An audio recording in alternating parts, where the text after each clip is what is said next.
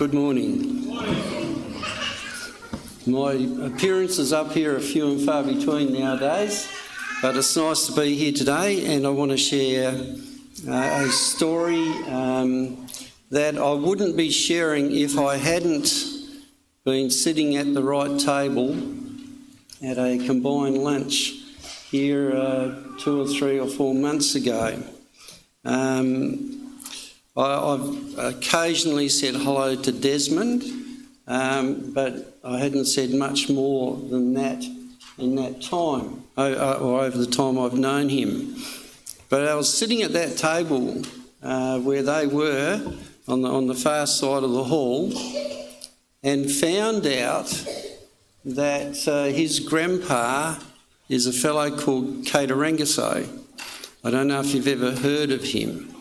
But I've heard of him, and I had this book that talks a lot about Desmond's grandpa and also the Ferris family. And so I shared this book around. Desmond read it, Ethel read it, and then it's come to the point where we're going to share some of this story with you today. It just goes to show that we don't really know who is in the congregation. We keep to ourselves.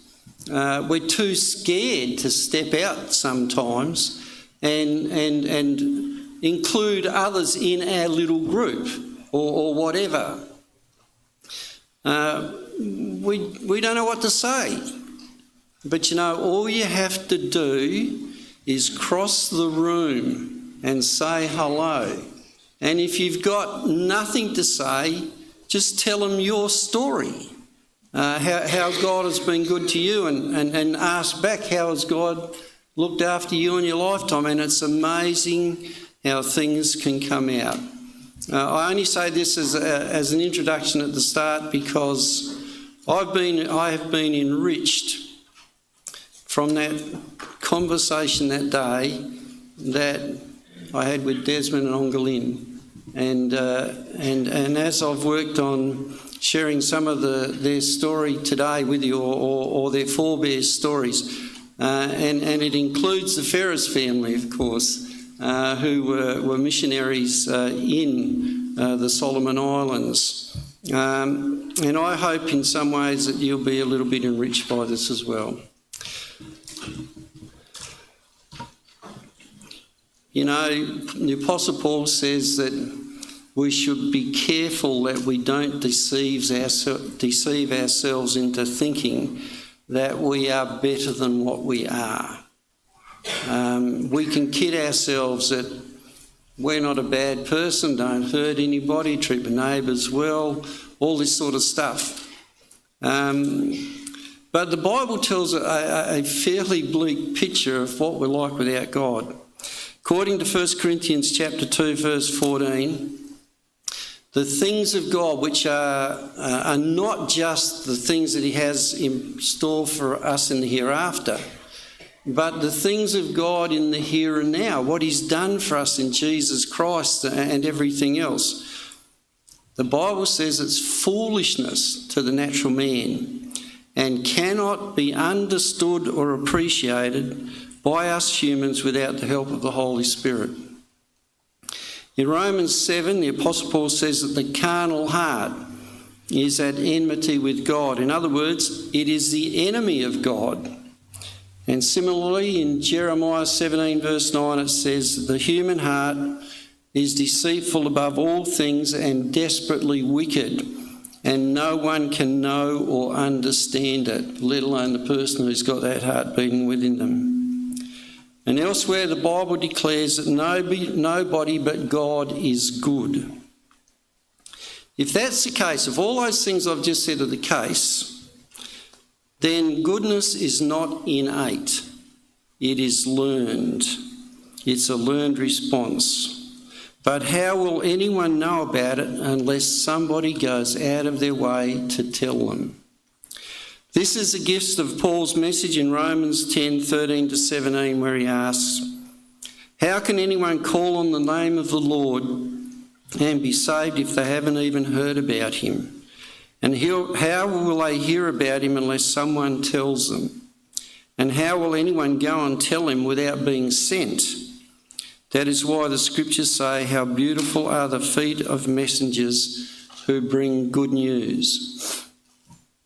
According to Revelation chapter 12, verse 3 and 4, Lucifer, much like Absalom, who stole the hearts of Israel away from his father, he usurped the position of God in the hearts of a third of the inhabitants of heaven. And then, having caused Adam and Eve to likewise fall, tried to set up a rival kingdom on this earth.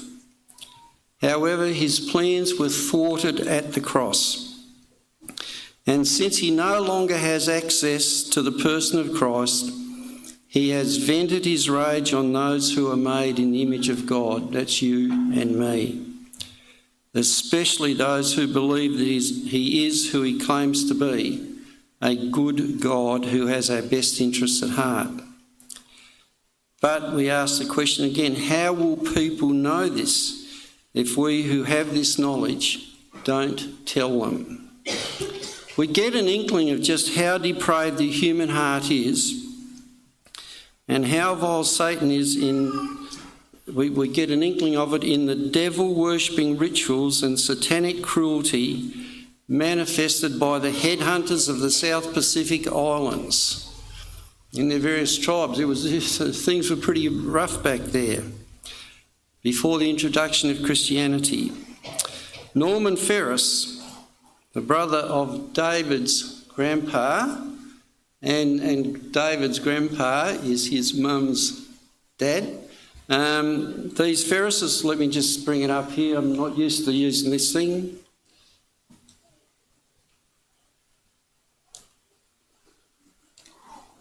Okay, that's a picture of the three Ferrises. On the left here is Norman. That's not working yet. That's David. And this is Walter, and these two here were twins. They were brought up by a missionary father, and they lived on Lord Howe Islands. Ever since Norman, and mainly the stories about him more than the other brothers today, but ever since he was a boy, he wanted to take the message of salvation and what Christ had done for us to these islanders. In 1927, he and his wife Ruby set sail for the Solomon Islands. He envisaged that these heathen people would one day sit down with Christ on his glorious throne and sing his praises forever. And if anyone knows anything about Pacific Islanders, they really do know how to sing. His inspiration came from Ephesians 2 verse 6. God made us sit down in the heavenly places in Christ Jesus. However, there was no way Satan would allow that to happen without putting up a fight. Right from the start, he had a sinister plan to destroy Norman's happiness. His first 3 years as a missionary were fraught with all sorts of problems. When Ruby was pregnant with their first child, Norma, she took ill with malaria and had to return to Australia, leaving Norma to carry on without her. After her birth, Norma fell sick with a form of gastritis that eventually led to her being left behind in Australia until she was 2 years old.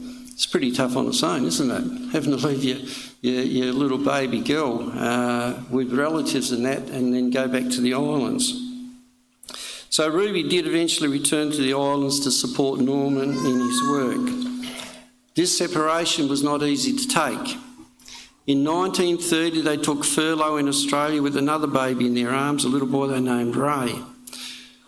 When their furlough was over, they spent several weeks at sea and boarded a small boat called the Kima for their home, which was going to take them to their home on Morovo Lagoon in the New Georgia Islands. However, the ship, which had nowhere that they could rest their weary bodies due to it being packed with too many passengers, it was delayed in its departure for several hours due to strong winds and heavy seas that required them to change the course when they eventually left. Late at night, they entered Morovo Lagoon from a different direction than usual. This is the largest saltwater lagoon in the world, at approximately 700 square kilometres, and is protected by a set of double reefs. In the early 20th century, much of the lagoon area had yet to be mapped or navigated. Unlike the rough seas they had just encountered, the lagoon's waters were calm, so Norman sent Ruby and their two little kids onto the cabin roof to have a rest. Ruby lay down with Norma on her left arm and Ray on her right side and went to sleep, when unexpectedly the Kima hit an uncharted submerged rock, throwing Norma into the sea. Hang on a minute. That's just taken just before this little story when they were heading back to the islands. If it wasn't for Desmond's grandpa, Carter Rangaso, whom the family has since described as a handsome, broad-shouldered giant of a man, Norma would have lost her life. It turns out that Rangaso had been converted to Christianity many years earlier at the age of 15. This is incredibly significant because Carter had been a devil worshipper raised by a father who was a head-hunting chief. Initially, Rangaso had tried to steady the boat while his brother and another crewman quickly dived overboard looking for Norma, but they couldn't find her. This is in the middle of the night, pitch black.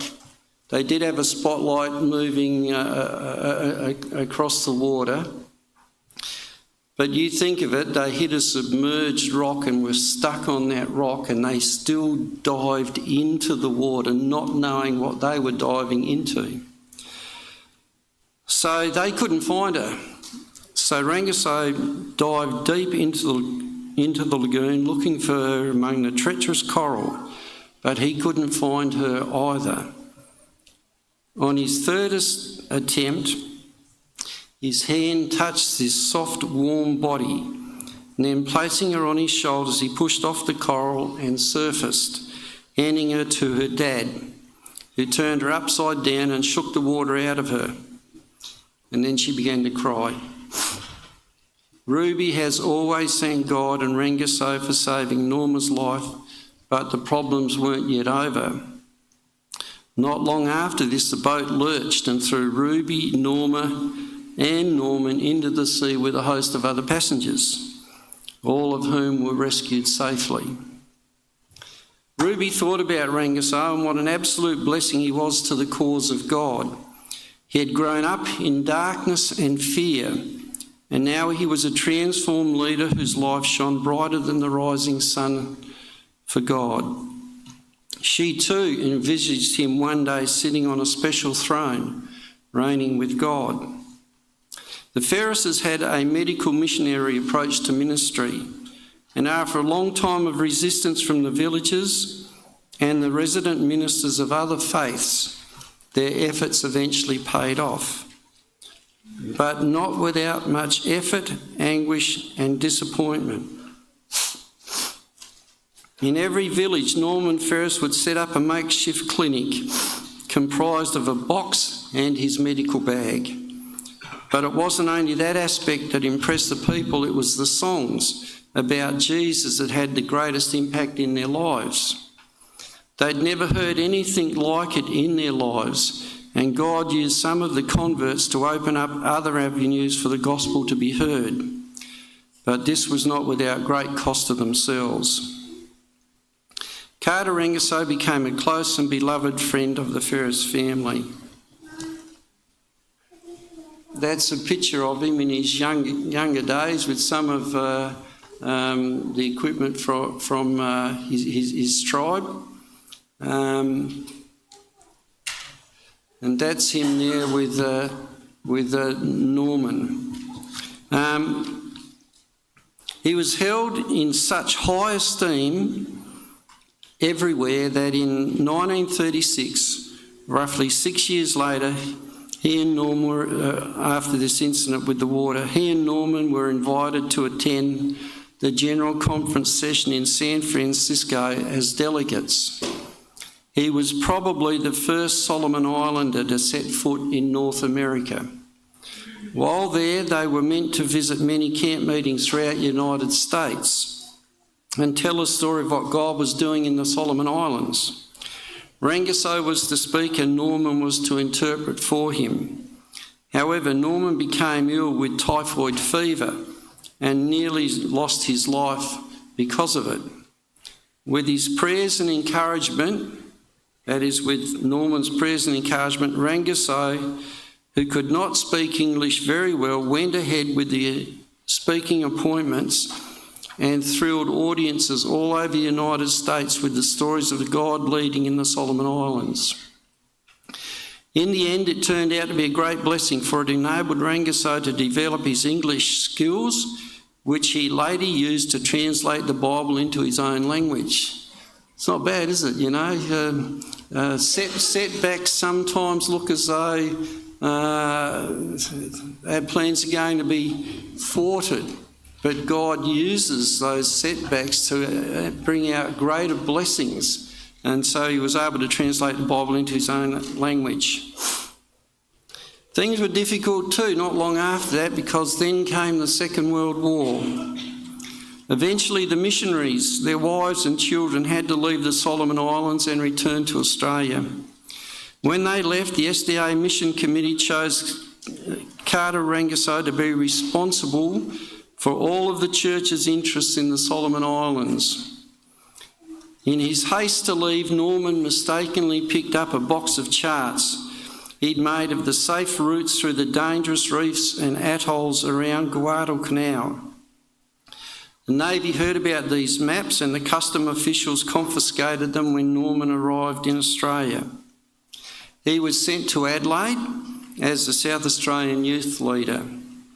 General Douglas MacArthur, who was in charge of all operations in the South Pacific at the time, heard about these charts and dispatched an aide to Adelaide to find Norman and bring him to his headquarters in Sydney. It's really interesting because this guy lands in Adelaide and he thinks, well, where am I going to start? Looking for him. So he was wandering down a street there in Adelaide, and Norman, who lived out of town, and his wife Ruby at the time, she couldn't go and do the shopping, sent him into the metropolitan area to go and buy some groceries. And just as this aide of General MacArthur's started his search on this street, who should walk out of the shop right in front of him was Norman. And so he told Norman what General MacArthur wanted and took him to Sydney, where he spent several weeks in confidential talks with General MacArthur. They needed Norman's help because the Allies had planned to engage the Japanese in the very spot where Norman had charted the atolls and the reefs in Guadalcanal. Us older ones probably know about it, the young ones wouldn't, but the Battle for Guadalcanal was a very blood-spilling episode and a very big turning point in the Pacific War. And they needed Norman's charts and that of the submerged rocks and stuff, so that the Americans knew where they were headed and how to navigate that area safely. Meanwhile, back in the islands, Rangiso called all the national leaders together and devised a plan to thwart the plans of the Japanese. They constructed buildings hidden in the inaccessible reaches of the jungle, where they hid all movable equipment and goods. They would also hide the remaining small boats upstream, where the boys camouflaged them with greenery, palm fronds and branches. Rangiso trained first aid parties to care for the wounded and dying servicemen. They learned to set broken bones and sew up wounds with a thorn for a needle and raffia thread for sutures. That's something off a palm tree. Scouting parties were organised to find airmen who had been shot down, and canoes rescued sailors whose ships were sunk by the Japanese. The Japanese destroyed their villages and crops, but God provided vegetable gardens for the Solomon Islanders that they never knew existed. You know, it's funny, isn't it? Here's the enemy taking everything from them. These people are starving themselves. They knew the jungle back to front, every area of it. And as they are hiding in the jungles, they come across vegetable gardens that they'd never seen in their life. And God provided the food for them in order to sustain them and keep them alive. As the Japanese approached the Morovo Lagoon, the British decided to confiscate the mission ships so the Japanese couldn't use them. There were 3 of them. However, the boat named the Portal wouldn't start. That was their biggest one. So the British decided to burn it. But it wouldn't burn. They threw kerosene or whatever on it and set it alight, and it was like a blanket came down on the top of it and snuffed it all out. So the islanders pulled the motor and everything else that they could get out of the boat and hid the parts all over the islands. Not big parts, a nut or a bolt here and all that stuff. They went everywhere throughout the islands. They hid the ship in the mouth of a creek and completely camouflaged it with jungle materials. After the war, they put it all back together and it started on the first go. And you know the way they got all the bits and pieces back together? They got out on their tom-toms, on their drums, and beat the message out right through the islands, and all the parts over several days came back there. And Norman, who was a diesel mechanic by trade, was able to put it together. And the last time they tried to start it, it wouldn't work, and the British tried to destroy it. First time off, this time it started. During part of this time period, Rangiso had been imprisoned by a British Coast Guard officer and ordered to be executed because he refused to order his people to work on the Sabbath or to bear arms.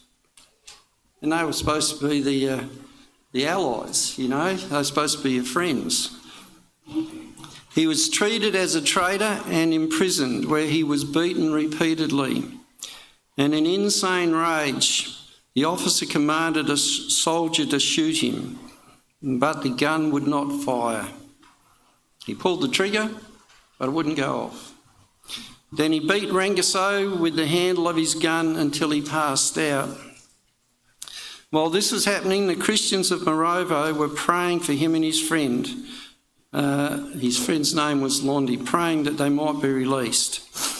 On that same night, which was May 23, 1943, a tall man with a bunch of keys walked to the prison gate, unlocked it, and called for Rangiso and Londi to follow him.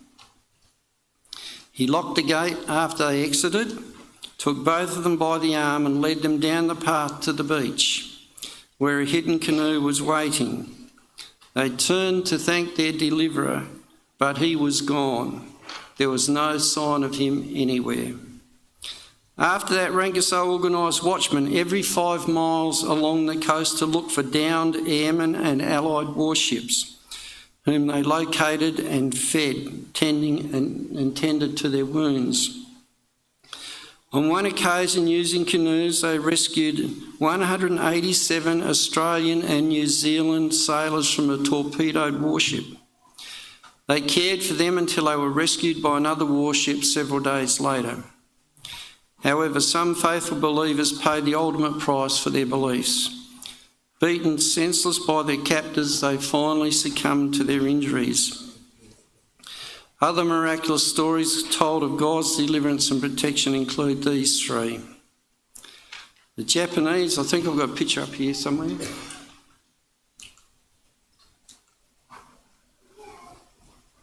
That's just a picture of some of the young islanders. And the people in these stories probably wouldn't have been any older than these. They're only kids. They were only youth.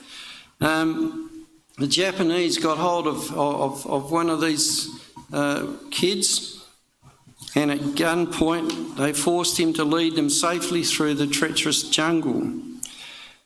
He was tortured and prodded with bayonets with no prospects of escape.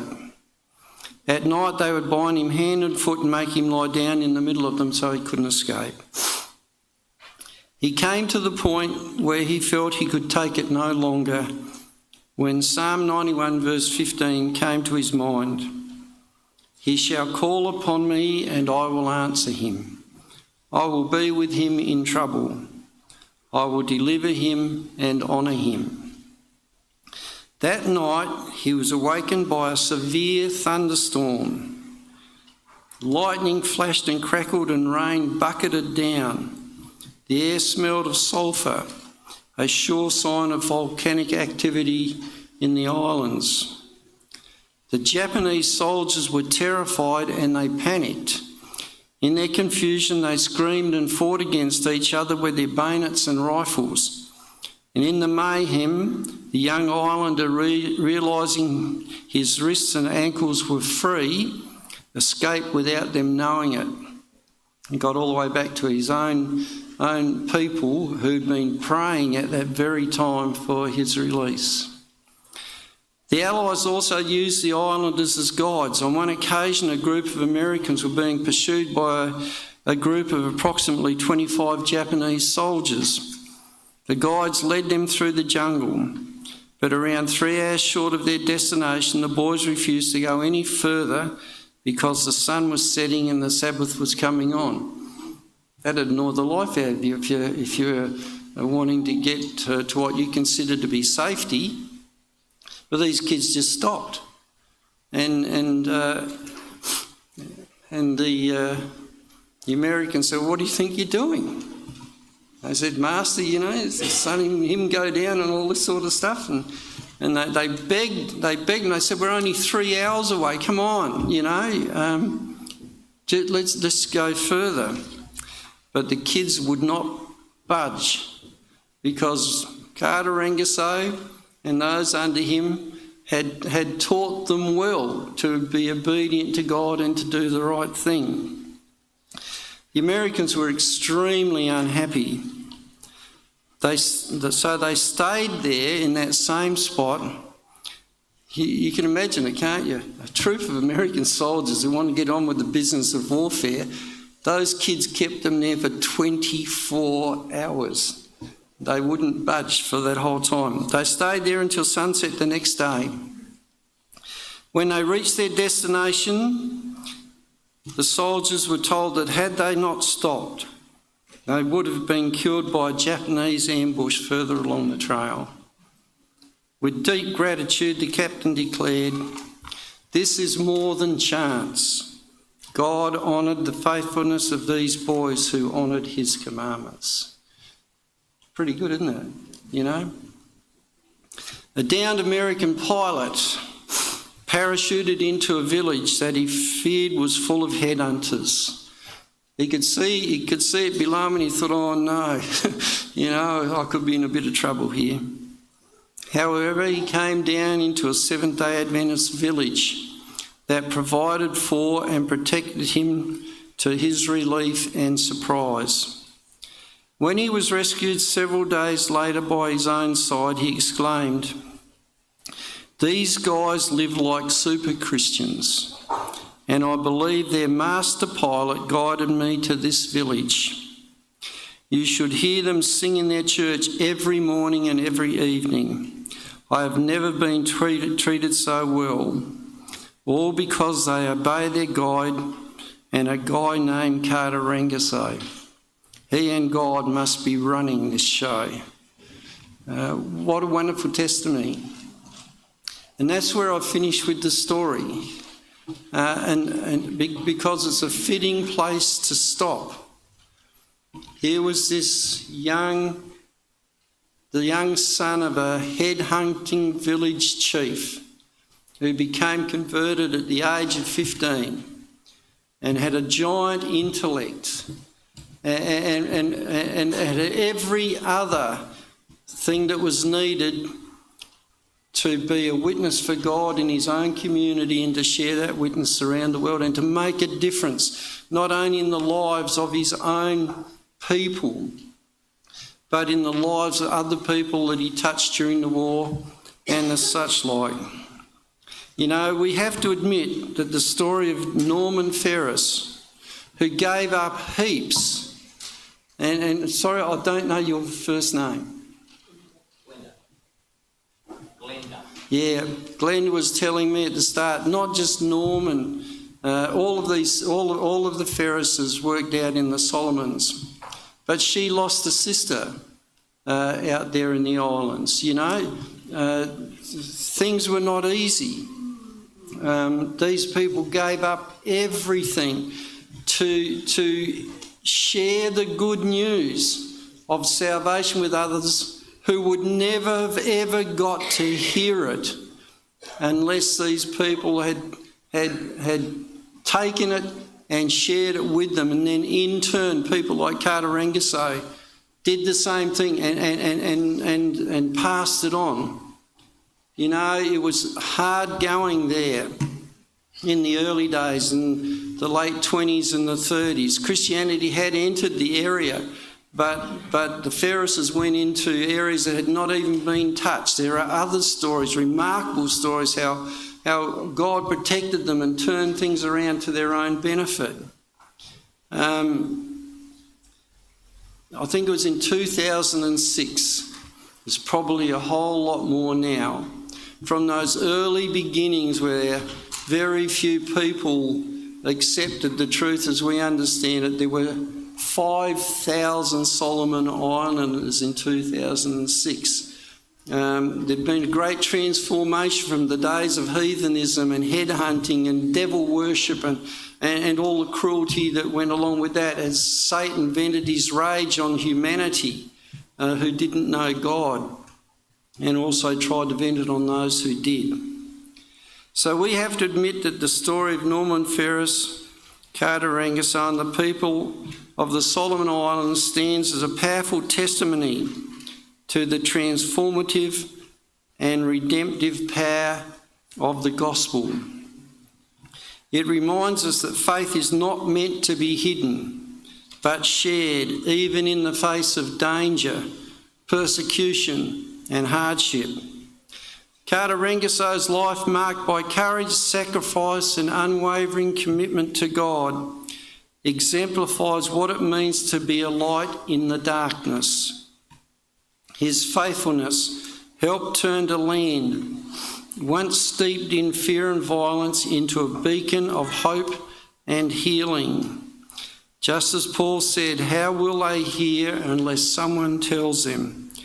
So too must we take up the call to speak truth, to live in a loving manner, and to be a shining light for God. Let us never underestimate what God can do through a willing heart, a faithful voice and a life wholly surrendered to him.